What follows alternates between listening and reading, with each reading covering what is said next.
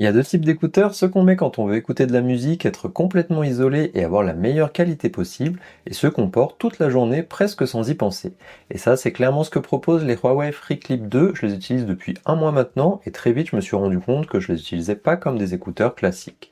Je les ai portés pour travailler, marcher, répondre à des appels, faire mes courses, parfois même en oubliant complètement que je les avais sur les oreilles, et c'était là leur gros point fort. Pourtant sur le papier, ce sont pas des écouteurs faits pour impressionner, pas d'isolation passive, pas de réduction de bruit active, un format open ear qui fait forcément des compromis, mais après plus d'un mois d'utilisation, je me suis rendu compte d'une chose, ce sont peut-être pas les écouteurs qui sonnent le mieux, mais ce sont clairement ceux que j'ai le plus portés. Dans cette vidéo, je vais vous raconter mon expérience réelle avec les Huawei FreeClip 2, pourquoi je les utilise différemment des autres écouteurs, et surtout à qui ce type de produit fait vraiment sens et à qui il ne conviendra pas du tout. Alors pourquoi les FreeClip 2 existent, c'est la première chose à comprendre, ce sont pas des écouteurs faits pour s'isoler du monde, ils sont faits pour rester connectés à ce qui se passe autour de nous.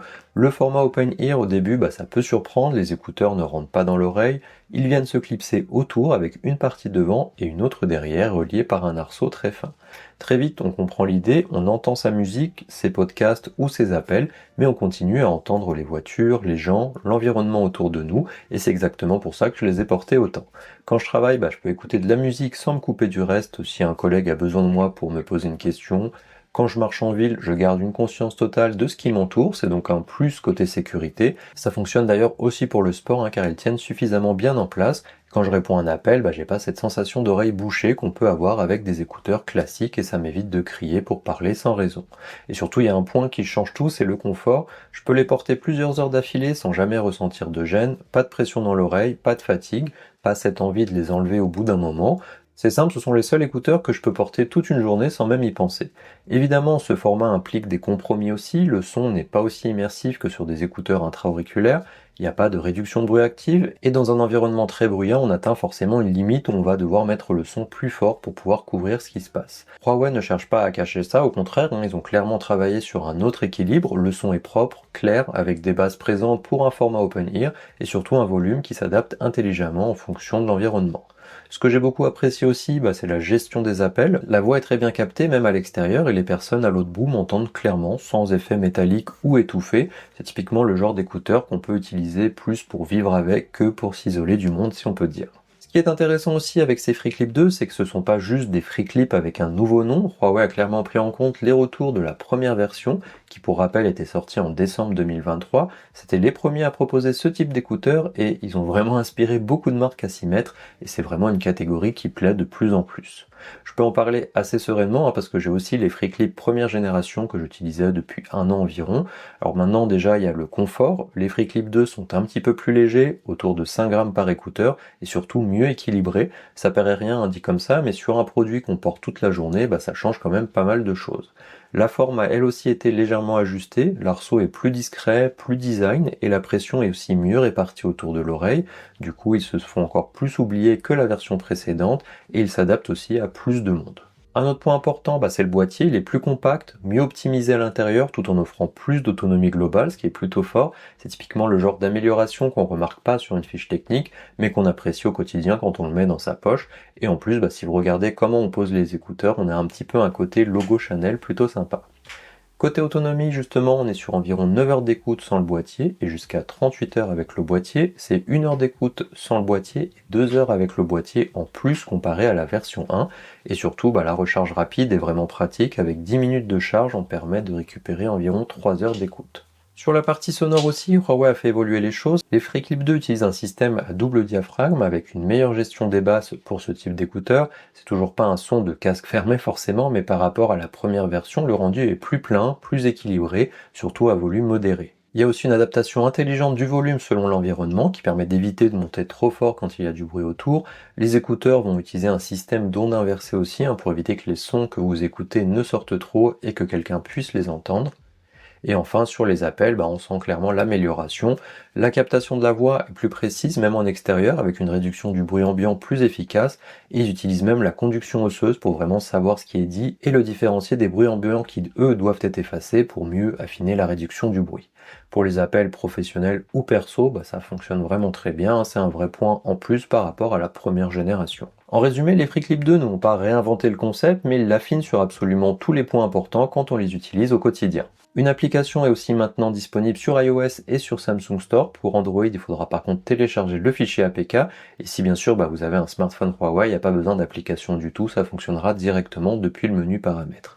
Elle permet donc de faire les mises à jour, de gérer le multi-appareil. On peut aussi utiliser de l'audio spatialisé pour suivre les mouvements de la tête, régler des profils sonores bien entendu, et on peut aussi apprendre et modifier les commandes par geste, sachant qu'on peut maintenant aussi glisser de haut en bas ou de bas en haut sur la partie qui arrive à l'arrière de l'oreille pour gérer le volume par exemple. D'autres options et paramètres sont disponibles, mais ça c'est vraiment les options principales. La batterie, c'est un autre point qui explique aussi pourquoi je les utilise autant. Avec les FreeClip 2, je me pose quasiment jamais la question de l'autonomie.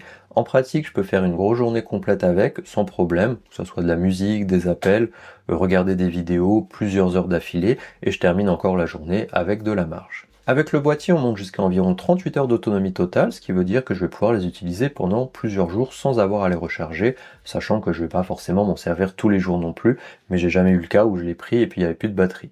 Ce que je trouve vraiment pratique dans ces cas-là, si ça devait arriver, c'est qu'on a la recharge rapide. Donc si je me rends compte qu'ils sont pas assez chargés, juste avant de partir, en 10 minutes, on va pouvoir repartir pour plusieurs heures d'écoute, et 10 minutes, ça peut me laisser le temps d'aller prendre une douche ou quelque chose comme ça, donc c'est vraiment pratique, et c'est exactement ce petit détail qui va faire qu'on va plus facilement les utiliser au quotidien.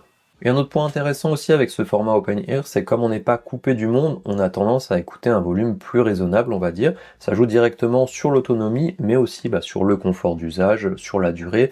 On n'a pas non plus de réduction de bruit actif qui va venir consommer plus sur la batterie. Donc ça aussi, c'est des petites choses en plus qui permettent d'avoir plus d'autonomie. Et c'est ce qui va permettre aussi de l'utiliser sans fatigue, bien sûr, sans avoir cette pression et cette sensation d'oreille enfermée. Bien entendu, quand on parle d'écouteurs avec l'oreille ouverte, on va forcément penser au son. Il faut être très clair dès le départ. Si l'objectif c'est de s'isoler complètement ou d'avoir des basses ultra puissantes, ça sera pas le bon produit. C'est pas non plus ce que cherchent à faire ces écouteurs finalement.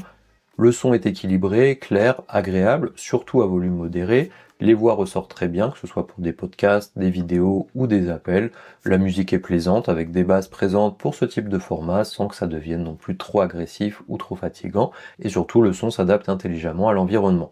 Si on est dans un endroit calme, le son va être plus doux. Si on est dehors, le volume s'ajuste pour rester audible sans non plus être coupé du monde. Et pour les appels, c'est vraiment un point fort. Je les utilise aussi régulièrement pour téléphoner en marchant ou en travaillant et la qualité de la voix est là aussi très bonne. Les micros font bien le travail, même en extérieur, et les personnes à l'autre bout m'entendent clairement sans bruit parasite excessif. Bien entendu, si on est en train d'écouter quelque chose et que quelqu'un vient nous parler, ça veut pas dire qu'on peut garder la musique et discuter sans être gêné, faut quand même mettre en pause la musique ou le son, mais on n'a pas besoin de retirer les écouteurs et de les remettre à chaque fois, ce qui est déjà plutôt intéressant. Maintenant, la vraie question, c'est de savoir à qui s'adressent vraiment ces Huawei FreeClip 2. Clairement, ce sont des écouteurs faits pour un usage quotidien, polyvalent et surtout confortable. Si on travaille souvent avec des écouteurs, ou si on passe beaucoup d'appels, ou si on écoute aussi des podcasts, des vidéos, de la musique un petit peu en arrière-plan, ils sont vraiment adaptés à ça. Ils sont aussi pratiques si on fait un peu de sport, de la marche, si on se déplace beaucoup en ville, parce qu'on reste toujours conscient de l'environnement.